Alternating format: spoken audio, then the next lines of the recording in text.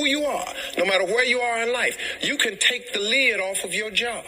And if you're wondering if you still have the lid on in your life, here are some clues that's going to let you know that the lid is still on. If you're not excited about waking up in the morning, if you're sitting around bored out of your mind, if you got time to do everything anybody asks you to do, you probably got the lid on.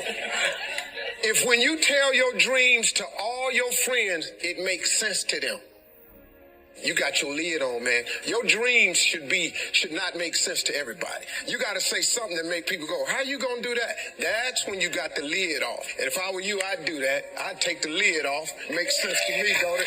I mean, look, in show business, that's all the time. You could come to work one day and they just say the show is canceled.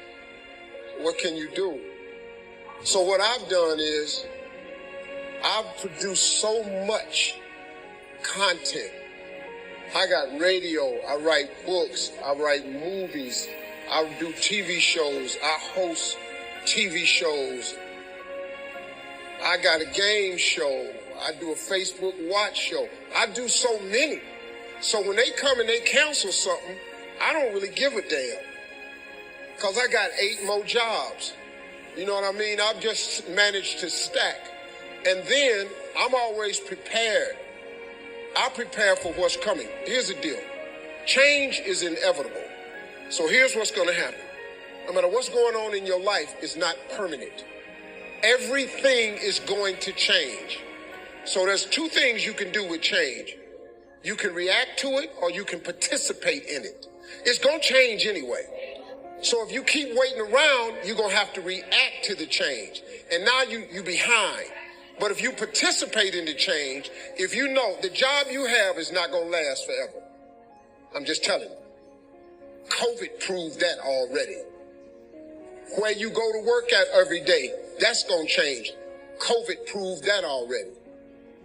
Your best laid plans has changed.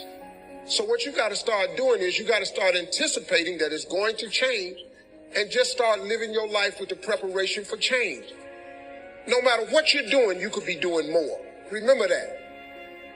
It's 24 hours in a day. You got to use as many of those hours to prepare stability for yourself as you can. I said it online, I got in a lot of trouble. If you sleep 8 hours, you're not ever going to be rich. If you have any dreams of being rich, you cannot sleep 8 hours a day. It's only 24 hours in a day. If you sleep 8 hours, that's a third of your life. How can you cannot be asleep a third of your life and become successful. You can't. People got mad at me. They're talking about Steve Harvey prefers wealth over health. No, I'm just telling you. If your ass wants to hit it and be rich, you got to quit bullshit. You got to get your hustle and grind on. You can't sleep 8 hours. Well, how much you sleep? I sleep between 4 and 5 hours. If I get 6 hours, woof, I'm tired. Plus, I'm old. I got to get up. I want to see what today is. I can't miss nothing. Now, I'm old, man. I'm 64 years old, so I can't be laying in the bed waiting. I got to get up early. I'm up before the sun come up every day because I just want to see what else God got for me. He done gave me a lot. Might as well go see the rest of it, right? You can't see it sleep. So I've always prepared myself for what this business is. And for the first time, I've actually thought about retiring. This is the first time I've ever thought about retiring. So now I want to come home. I'm coming to Africa. The one thing that I have learned to relate to all of my children is to dream. There is nothing bigger than your dream. Nothing is greater than your dream. Now, as we sit in this great educational institution, I am not saying that your education is not important because it's tied to a lot of your dreams. But let me tell you something. There ain't nothing bigger than your dream. Because your dream will propel you to get the education. Don't you ever stop dreaming. Don't you ever stop imagining.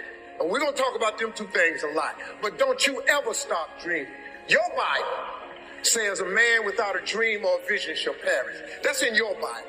It ain't just in the one I read. Nowhere in there does it say without an education you perish. But it says without a